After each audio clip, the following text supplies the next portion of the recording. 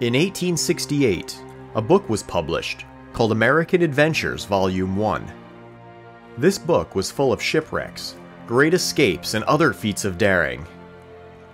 Toward the back of the book, a story appears about the discovery of a cave in Colebrook, Connecticut. There are many legends just like it all over New England, but what sets this story apart is the early date of discovery and the grand proportions of the cave, making it unlike anything ever discovered in the region. But since that time, the location of the cave's entrance has been lost, leading many to question if it ever even existed at all.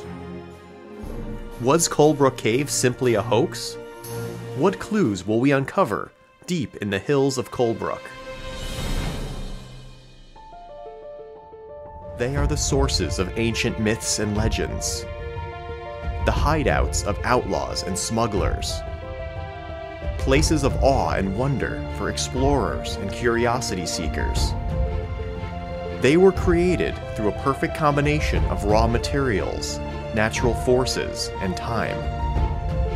They are as beautiful as they are foreboding. They are caves. Now, through careful research and investigation, we will seek to reveal their forgotten stories and descend deep underground to experience their beauty and mystery firsthand. Follow along as we go in search of caves and legends.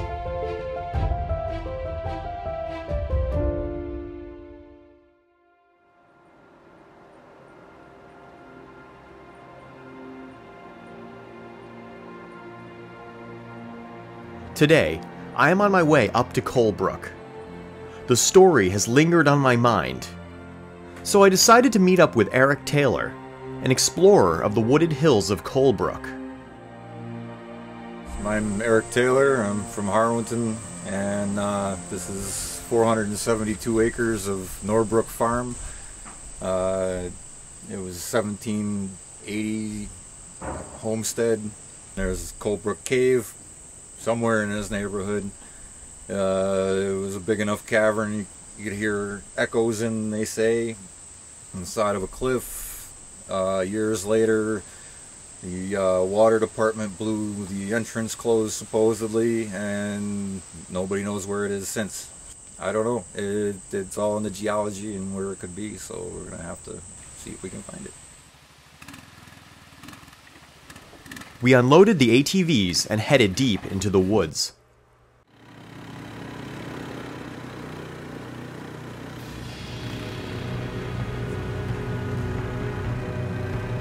We turned up a couple of interesting finds, but no cave.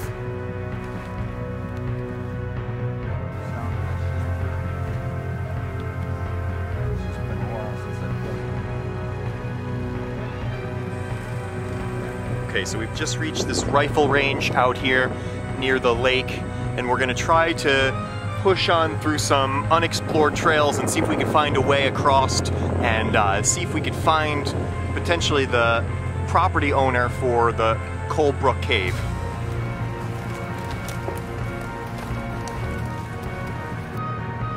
We headed up the road to ask for permission from a local landowner to push further back into the hills from their property. Well, we banged on a neighbor's door, and he wanted nothing to do with us.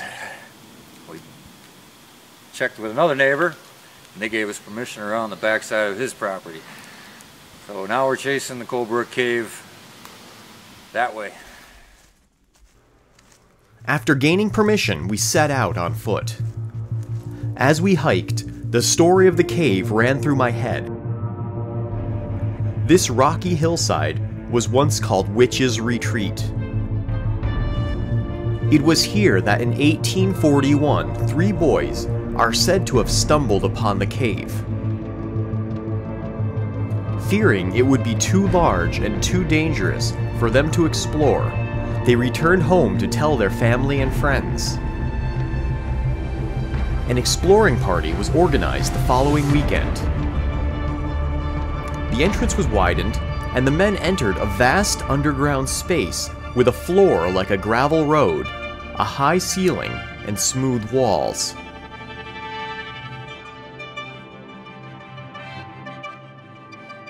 As the story goes, the men carried on into the hill for some distance. They encountered water-filled pits and side passages that they did not follow, and heard the sound of running water in the distance. After pushing in a quarter of a mile, they finally turned back.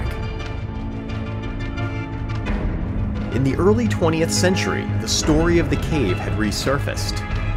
One party is said to have used dynamite to enlarge what they thought was the entrance.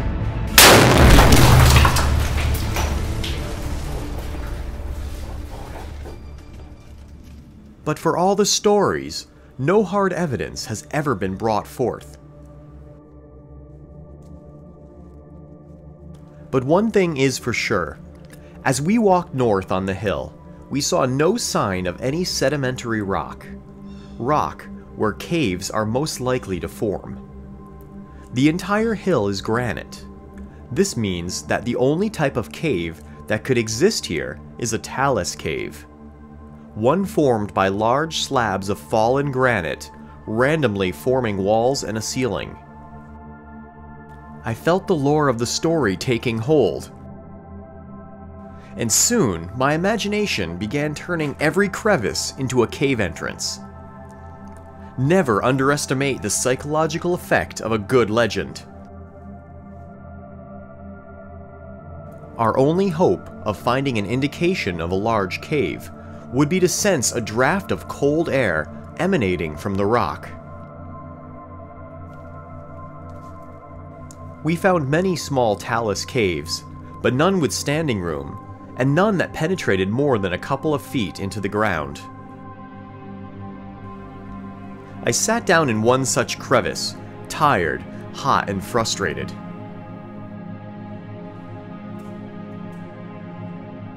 A spiderweb fluttered in a breeze. Wait, this was what I had been looking for, a draft of air emanating from the earth. Oh yeah, that's freezing. And it was strong.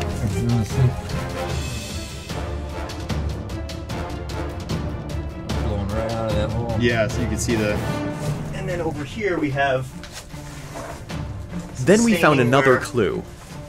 Water does come out. Yeah, you see it puddling up, yeah. It does come out. Comes from Heavy downpour, this might actually be a little bit of a gusher.